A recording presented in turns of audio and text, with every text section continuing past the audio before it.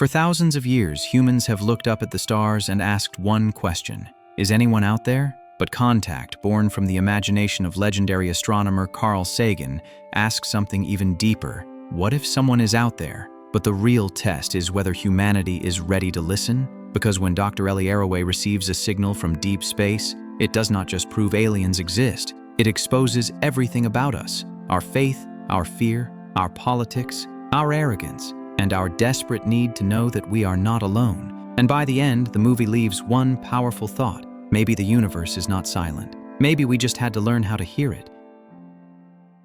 The film opens with Earth from space, as human broadcasts leak into the universe. As the camera pulls away, we pass the Moon, Mars, solar system, Oort cloud, interstellar space, Milky Way, and distant galaxies. The farther we travel, the older the broadcasts become, from modern voices to old speeches, because those signals move at light speed. Soon, the voices fade into static, then total silence. Then, the cosmic view becomes the reflection inside young Ellie Arroway's eye as she listens to her radio at home. From the vast universe, the story moves into a girl searching for a voice in the dark. Inside Ellie's upstairs room, she sits with a radio transmitter beside her father, Ted, sending signals into the unknown. At first there is silence, but Ted guides her to adjust the signal. Soon, a reply comes from Pensacola, Florida. Ellie is amazed when Ted says the signal traveled over 1,100 miles. That sparks something huge. She asks if they can reach New York, California, Alaska, China, then the Moon and Saturn. But when she asks if they could talk to her mother, Ted says even the biggest radio cannot reach that far. Before sleeping, Ellie asks, "Are there people on other planets?" Her father tells her that if humans are alone in the universe, it would be a terrible waste of space. Later, Ellie secretly returns to the radio and keeps calling into the darkness, chasing something bigger. Years later, the story shifts to Arecibo Observatory in Puerto Rico, where Ellie is a scientist. Surrounded by a massive radio telescope, she begins her work. While others study black holes and phenomena, Ellie listens. Scanning signals from space, she searches for intelligent life. Inside Arecibo's control room, she works late with her team, including blind-skilled Kent Clark. Even with advanced technology, Ellie's work is driven by childhood curiosity. Many see her research as risky or pointless, but she remains committed. Outside the facility, in a village cantina, Ellie meets Palmer Joss, a writer near Arecibo. Palmer is intrigued by her work, but questions it. Ellie is focused on science and proof, while Palmer is drawn to belief and meaning. Their meeting hints at the conflict between logic and faith. Soon, Ellie's work faces trouble. Her former mentor, David Drumlin, arrives at Arecibo and mocks her, asking if she is still waiting for aliens to call. Ellie answers politely, but tension is clear. That night, during a reception, Drumlin publicly criticizes her research. He argues science should serve taxpayers and focus on practical results, not impossible ideas like alien life. Ellie challenges him, insisting pure research matters too. The debate becomes a clash of philosophies. Palmer steps in and says science should be about truth, not profit. But Drumlin dismisses him too, pointing out his religious background. This sharpens the theme: science versus belief. Later, Ellie and Palmer leave the crowd and walk up a hillside overlooking the Arecibo dish. Under the open sky, Ellie shows him constellations like Cassiopeia and explains how she listens to radio signals from space. She shares how her fascination with astronomy began when her father showed her planets like Venus. As they look at the stars, Ellie explains the scale of the universe. Billions of stars, countless possibilities for life. Palmer repeats the same idea her father once told her: if we're alone, it would be a waste of space. For Ellie, it is deeply personal. Later that night, inside Ellie's cabin, they grow closer and talk about belief. Palmer describes feeling the presence of something greater, God. Ellie questions whether that feeling could come from the human mind needing meaning.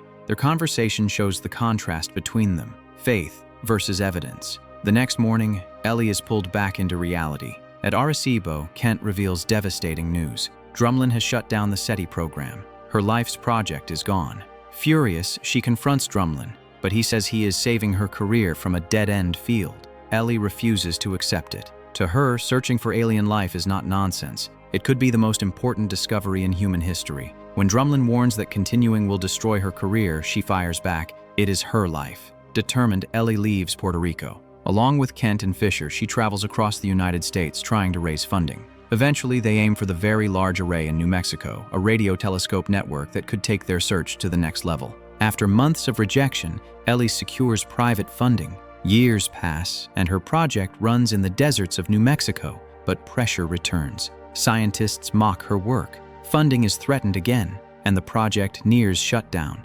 Still, Ellie refuses to stop. One night, near the dishes of the Very Large Array, in the quiet desert before dawn, she listens to the usual static of space, and then something changes. A strange, repeating signal emerges from the noise. Ellie knows it is not random. For the first time in her life, someone, or something, might be answering back. In the Very Large Array control room, Ellie's team tries to confirm the signal before it disappears. Fisher and Willie check the array as Ellie rushes back, giving coordinates through the radio. One by one, the dishes lock onto the source. Then, they hear it. The signal comes in at 4.4623 gigahertz, a frequency linked to hydrogen multiplied by pi. The pulses restart in a pattern. 2, 3, 5, 7 prime numbers. Since prime numbers do not appear naturally like this, Ellie realizes they may be hearing the first clear proof of intelligent life beyond Earth. At first, Ellie's team checks every human explanation. Kirtland Air Force Base, White Sands, a space shuttle, or a local signal. Nothing matches. The source points toward Vega in Lyra, about 26 light-years away. Because Vega will soon drop below the New Mexico horizon, Ellie contacts observatories like Ian Broderick in Australia. When Australia confirms same frequency, strength, and location, she knows this is real. The signal counts through prime numbers up to 101. Next day, news crews surround the VLA and the discovery explodes worldwide. Government officials arrive, including Michael Kitts, while Drumlin steps in. Kitts is angry Ellie shared it internationally, but she argues that a message from another civilization cannot belong to one country. Then, Kent notices another layer at double the frequency. When they decode it, they find a television transmission. After adjusting frames, zooming out, reversing values, and rotating the image, the room falls silent. The image is Adolf Hitler opening the 1936 Berlin Olympics. Everyone is shocked, but Ellie understands. The aliens are not praising Hitler. That broadcast was one of Earth's earliest powerful TV signals. It reached Vega after 26 years and has now been sent back, amplified, as if saying, "We heard you." Soon, the discovery reaches the White House, and the government controls the announcement. Ellie expects to speak, but David Drumlin is presented as leader, and she is pushed aside. But the real breakthrough comes moments later. Kent calls Ellie and reveals that the Hitler video contains hidden frames. They are not noise. They hold massive structured digital data through higher harmonics. Ellie sees it on her laptop and realizes the message is bigger than anyone thought. This is not just a greeting. It is instructions. In the White House cabinet room, Ellie explains that the Hitler broadcast was only the outer layer. Hidden inside are thousands of encrypted pages. No two are the same, and they have found more than 10,000. But nobody knows what they mean. The government gets nervous. Kitts wants the project militarized, while Drumlin positions himself in charge. Ellie argues this is still her privately funded project discovered by her VLA team, but White House control keeps slipping away from her. Meanwhile, the discovery becomes a worldwide obsession. Media, politicians, religious leaders, comedians, and conspiracy groups react while thousands gather around the VLA to pray, protest, celebrate, and stage alien-themed carnival performances. But even after weeks, scientists still cannot decode it. Then Ellie receives a real-time email saying, "Take me to your leader." Someone hacks the database and sends her one alien page. Soon after, a call and fax tell her where to go. That night, Ellie is taken aboard S.R. Haddon's private aircraft, his flying office. Haddon says he watched Ellie for years and funded her SETI project. He reveals the breakthrough. The pages are not meant to be read flat, but arranged in 3 dimensions. Once Ellie sees it, everything makes sense. The alignment marks were there all along. The message contains the key to decoding itself. Back at the White House, Ellie explains that the layered data gives them a scientific vocabulary: truth, falsehood, physics, chemistry, and geometry. When they apply this key, they discover engineering schematics. The message is not just information. It is a blueprint for a machine. Nobody knows what it does. It could be a communication device, teaching tool, or transport. But Kitts and the military fear a weapon, a trap, or aliens manipulating humanity into destroying itself. Religious leaders get involved too, arguing humans do not know the values or beliefs of whoever sent it. Palmer Joss enters the debate, admits the religious implications, but says fear should not be the answer. Later, at a DC reception, Ellie and Palmer meet again. Their connection remains, but everything is complicated. Ellie challenges his belief in God with Occam's razor, saying humans may have created God from loneliness. Palmer asks if she loved her father. When Ellie says yes, he asks her to prove it. That leaves Ellie speechless because proof is not simple. Then both are called back. Scientists have decoded more, and the truth is clear. The machine is designed to carry one human passenger, possibly to Vega. Soon after, Palmer tells Ellie they decided they are going to build it. But now the mission is international, and a selection committee will choose who goes. Ellie is at the top because she discovered the signal, but Palmer has been asked to sit on the committee, making their relationship another problem. The dream Ellie chased her whole life is finally real, but now she may have to fight the world just to be the one who goes. Palmer reveals the twist. Drumlin has left the selection committee because he wants the machine himself. After this, the world becomes obsessed again. News reports say the alien machine project may cost over $300 billion. The International Machine Consortium selects 10 candidates, but the list becomes controversial because several are American.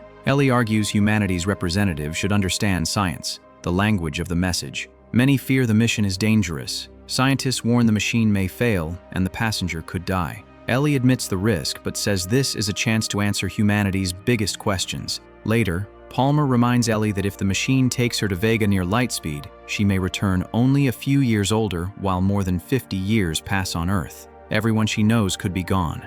Ellie understands, but believes discovering why humanity exists is worth it. During the final hearing, Ellie says if she could ask the aliens one question, she would ask how they survived their technological age without destroying themselves.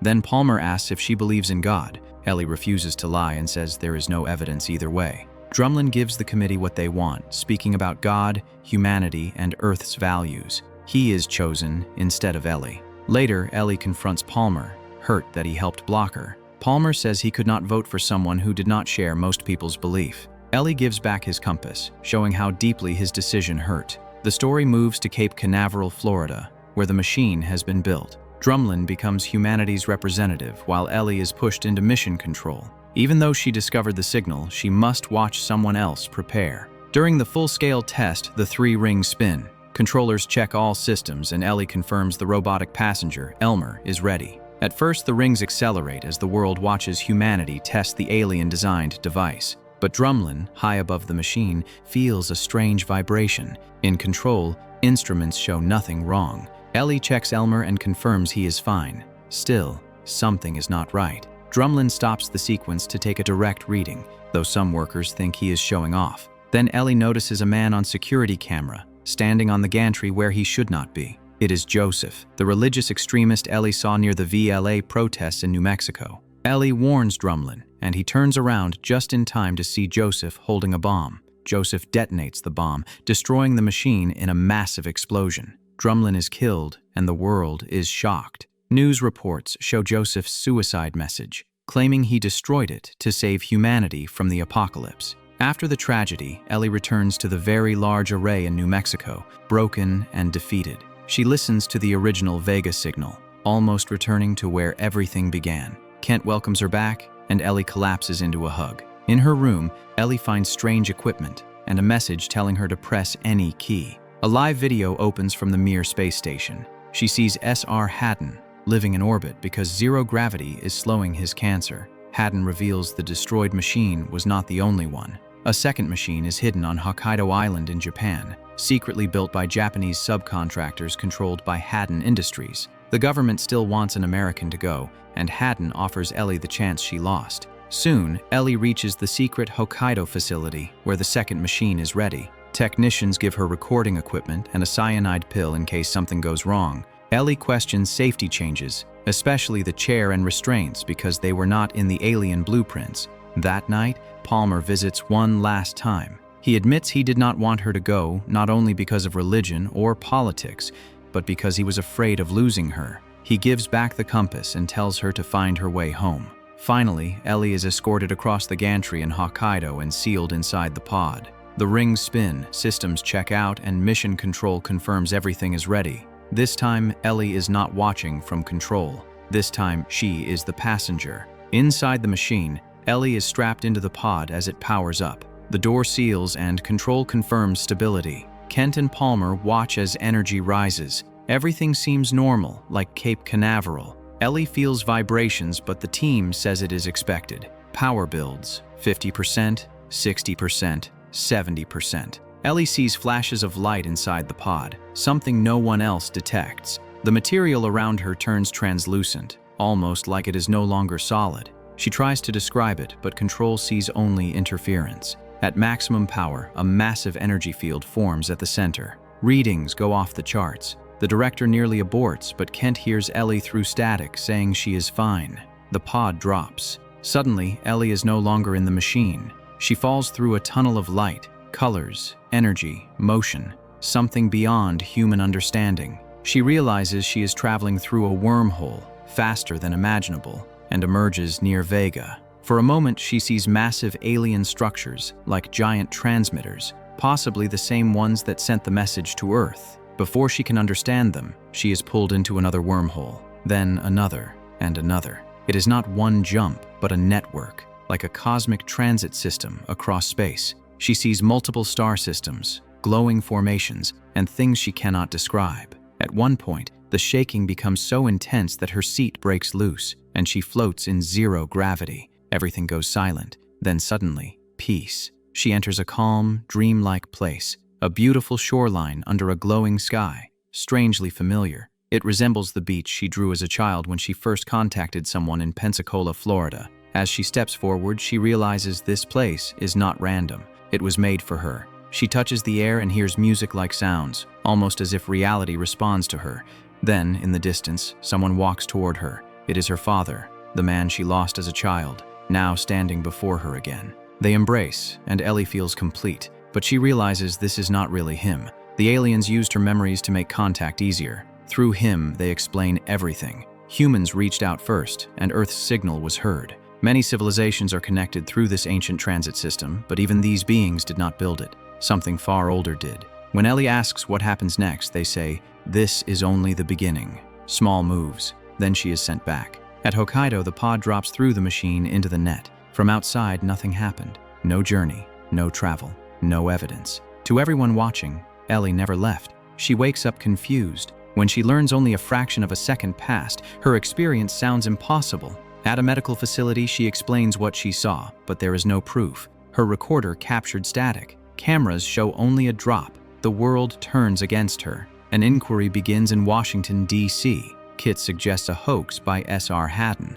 Using Occam's razor, the simplest answer is that Ellie imagined everything. Ellie admits she has no proof. It sounds like a hallucination. She would doubt it too, but she refuses to deny it because she knows it was real. She says the experience changed her forever, showing how rare humanity is and that we are not alone. Even without proof, she stands by the truth. After the inquiry, opinion is divided. Some mock her, others believe her. Crowds outside the White House support her. When asked what he believes, Palmer says he believes her. Then comes the final twist. In private, Ellie's recorder did not just capture static. It recorded 18 hours, exactly how long Ellie claimed she was gone. Months later, Ellie returns to the very large array, teaching children. When a child asks if others are out there, Ellie smiles. She tells them to keep searching and leaves them with one thought. If we are alone, it would be a terrible waste of space. Contact, inspired by Carl Sagan, ends by showing that Ellie's journey was not just about meeting aliens. It was about humanity understanding its place in the universe. The Kardashev scale measures civilizations by how much energy they can control. Type 1 uses the energy of a planet, Type 2 uses the energy of a star, and Type 3 uses the energy of an entire galaxy. The aliens in contact may be close to Type 2 or Type 3 because they use wormholes and a cosmic transit network. But the most mind-blowing part is that even they did not build it. Something older and far more advanced did. Ellie's 18 hours of static becomes the hidden proof that her impossible journey was real.